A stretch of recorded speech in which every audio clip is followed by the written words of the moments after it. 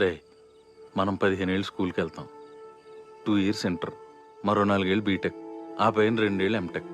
ఎంత కష్టపడి చదివేది ఎవడో ఒకటి కింద 30,000 40,000 జీతం కోసం పనిచేయడానికి గారా? అంత కష్టపడి పని చేసినా కూడా నువ్వు చేసిన పనికి గుర్తింపు లేకపోతే అది ఎంత నరకమో తెలుసారా? నేను నీకు చెప్పిందేంటి, నువ్వు చేసిందేంటి? అన్ని కరెక్షన్స్ అన్ని చేత కాకపోతే జాబ్ మానేసి ఇంట్లో కూర్చో, అంతేకన్నా ప్రాణం తోడకు. అది పని చేసినట్టు అనిపించదురా, బానిసత్వంలా అనిపిస్తుంది. ముందు ఆ జాబ్ మానే అన్న ఎప్పుడు చూసినా బాధపడుతూ ఉంటావు. రే నాకు అనిపించదు ఏంట్రా జాబ్ మానేసి రెస్టారెంట్ పెట్టుకోవాలని. కానీ మధ్యతరగతి జీవితంలో బాధ్యతలనేవి ఆశల్ని ఆశయాల్ని తొక్కేస్తారా. అప్పుడప్పుడు రోడ్డు పక్కన బజ్జీలు అమ్ముకుని చూసిన ఆశ కలుగుతుందిరా.